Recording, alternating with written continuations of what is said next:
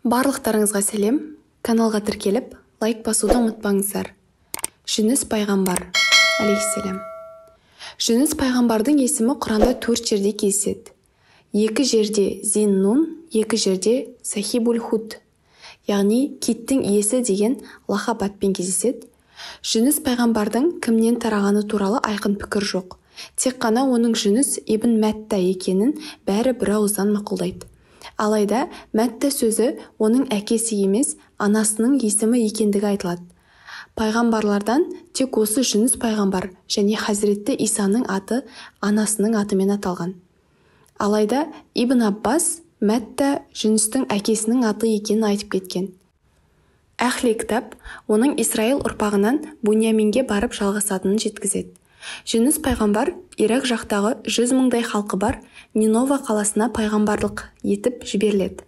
Пайғамбар болудың алдында да ол халық арасында сенімді, қамқор, иненің жасуындай да арамдығы жоқ шыншыл адам ретінде танылған. Ол сол елге пайғамбар етіліп жіберілгенде небәрі 30 жаста еді. Нинова халқы көп жылдар бойы пұтқа табынып кеткен еді. Көп өтпей басқа арсыздық белең алады. Олардың тура жолға салу үшін Жүніс пайғамбар елін 30 жыл бойы хақ жолға, туралыққа, тәубеге шақырады. Әйтсе де, халқы оған сенікі жөн деп сөзіне құлақ аса қоймайды. Сірә жеке басының пайдасын күйттеп жүр деп ойлаған. Сол себепті оның сөздерін жоққа шығарады. Осылардың басында әрине сол елдің басшылары мен байлары тұрған болатын. Құранда бір елге ескертуші жіберген болсақ, әсіресе олардың байлары, рас, сендер арқылы жіберілген нәрселерге қарсымыз. Сондай-ақ олар, біздер көп малмен балаларға иеміз, сондықтан да азапқа душар болмаймыз, деді делінген. Сәбә сүресі 34-35 аяттар. 30 жыл бойы дін уағыздаса да, оған бар болғаны 2 кісі ғана иман келтірген. Қалған дүйім жұрт тура жолға түспей табандап тұрып алды. Ақырында оларды 1000 жыл уағыздаса дінге кірмейтінін сезіп, үмітін үзген Жүніс алейхиссалам көп кешікпей оларға Аллахтың азабы келетінін айтты. Өзі халықтың көзінен тасаланып, алыс жақтарға тентіреп кетті. Халқына ашуланғаны сонша, олардан аулақ кету үшін теңіз жағалауын бетке алды. Бірақ ол хақ тағаладан рұқсатсыз кеткен еді.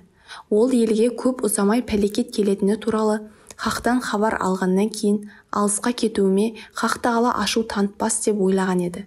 Алайда пәлекет сол күні келсе де хақ тағаладан сол жерден шығыңдар деп жарлық келмейінше пайғамбарлар ол жерден кетпеулері тиіс еді. Осылайша Жүніс пайғамбар өзінің пікірінде жансақ кетті. Ол теңіз жағалауына келсе, жолаушы кеме жүргелі тұр екен. Еш бөгелместен соған мінді де басы ауған жаққа кете барды. Пәлекет пен азаптың мезгілі де толған еді. Халық алғашқыда оның сөзіне сенбегенмен, сол күні қаланы тұтастай қара бұлт торлап, қалың тұман түскенін көргенде естері шығып абыржи бастады. Әркім өз басын, бала-шағасын ойлап, сасып жан-жаққа жүгірді. Ақырында естерін жиып, бәрі жиналып, пайғамбарларын іздеуге кірісті. Бірақ шарқырып қанша іздегенмен, ат шаптырып, ала сұрғанымен Жүніс пайғамбарды таба алмай қатты састы. Ол табылмаған сайын көздері шарасынан шығып, жүректері дүрілдей түсті.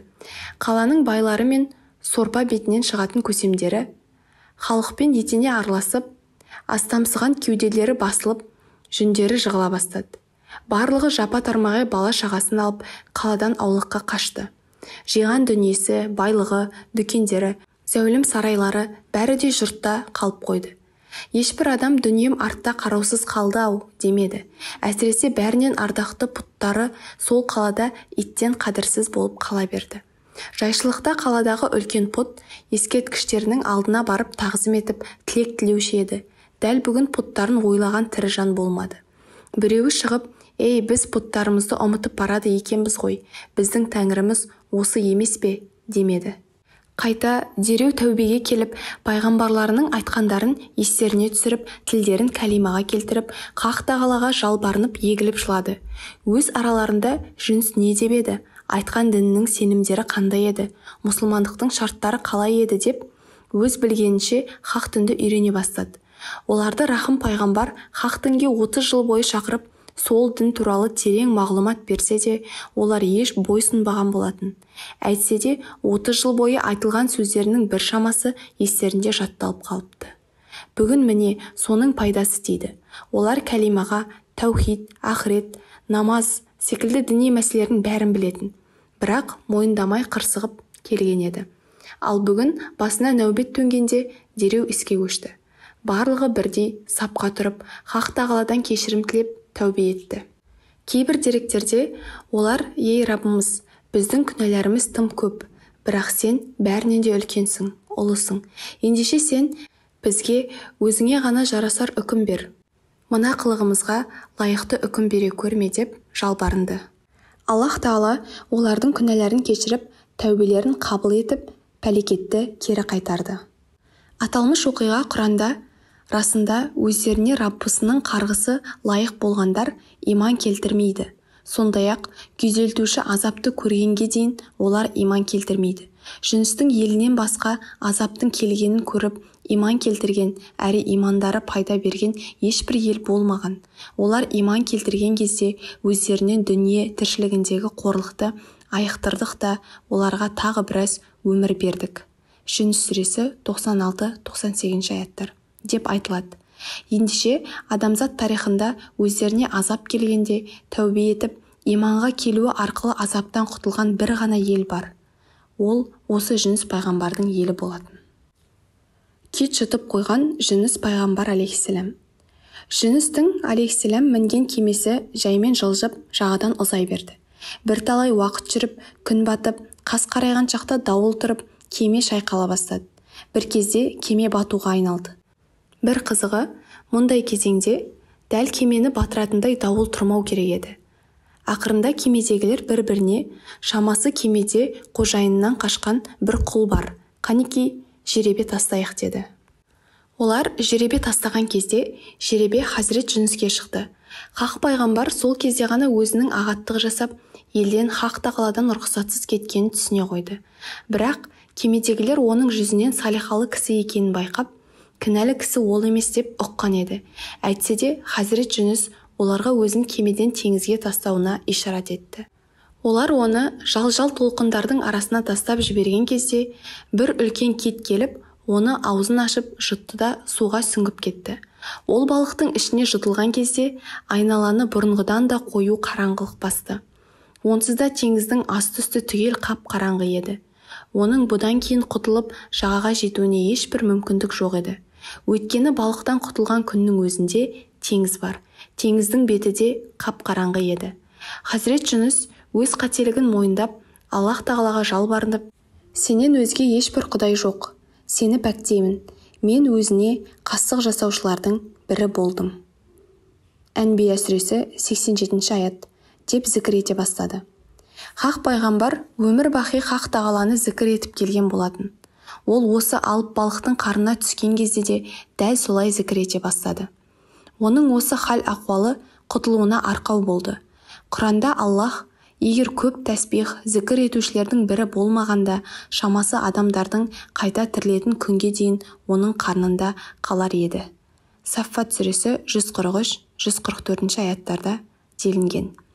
Хақ Тағала оның осы дұғасын қабыл етіп, аман-сау жағалауға шығарды. Алып балық жағалауға келіп, аузын арандай ашқанда, ішінен Хазірет Жүніс шығып, жағалауға сұлай кетті. Әбден шаршаған оның үстіне науқастанған еді. Өйткені ол алып балықтың ішінде 3 күн, 3 түн жатқан болатын.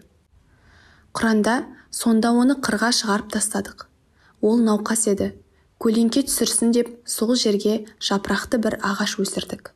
Саффат сүресі 145-146 аяттарда делінген. Кейбір деректерде осы ағаштың асқабақ ағашы екенін айтылады. Ағаш көлеңкелері оның үстін жауып, шыбын-шіркейден, шыжғырған күннен қорғайды. Жүніс пайғамбар киттің аузынан босаған кезде терісі ауырып, денесінде күш қалмағандығы және көру қабілеті нашарлағандығы туралы айтылады. Себебі Жүніс алейхиссаламның терісі балықтың ас қорыту жүйесіндегі қышқылдық жүйеге ұшырағандықтан зақымданған. Сондықтан Алла елшісі оған Алланың игілігі мен сәлемі болсын, оны жүні қалмаған жұлынған тауыққа да теңеген. Жалпы дәрігерлер асқабақтың тағамдық құндылығы ас қорыту қабілеті нашар адамдарға қолайлы екендігі және де денедегі жылуды қалыпқа келтіретін, асқабақтың шырыны шөлді жақсы басатын және бас ауруына көмектеседі. Сонымен қатар көз ауруларына да ем бола алатындығын айтып кеткен. Заманауи медицина асқабақтың жақсы ас қорытуға ықпал ететінін және седативті қасиетке ие екенін, несеп айдағыш ретінде әрекет ететін, зәр шығару жүйесіне оң әсер ететіндігінде растаған. Асқабақ тыныс алу аппаратына да пайдалы әсер етіп, өкпені тазартып, көптеген ауруларды емдеуге қолданылады. Осы тұста Аллах тағаланың сол жерге дәл асқабақ ағашын өсіруінің өзінің хикметі зор екендігін байқаймыз. Жүніс алейхиссалам осы жерде біршама уақыт жатқан соң, ол есін жиып, науқастығынан айығып, еліне қайтты. Тәубеге келген елі мұны әлі іздеп жүрген болатын.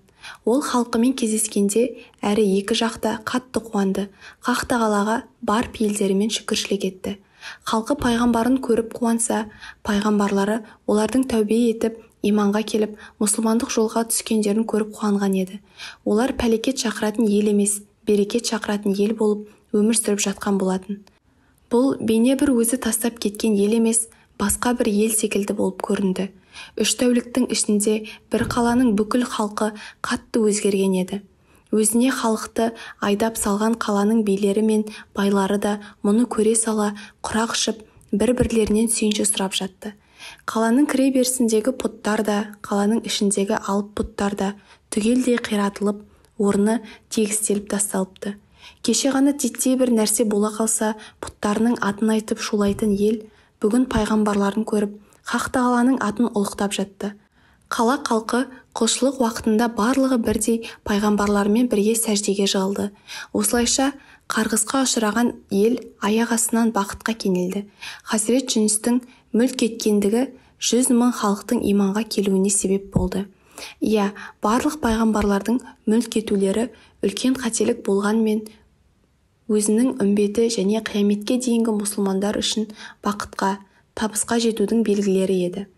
Хазірет Жүністің киттің қарнында отырып айтқан зікірін әлі күнге дейін барша мұсылмандардың тілден тастамай келе жатқандығының бір себебі де осында. Назарларыңызға рахмет. Каналға тіркеліп, лайк басуды ұмытпаңыздар.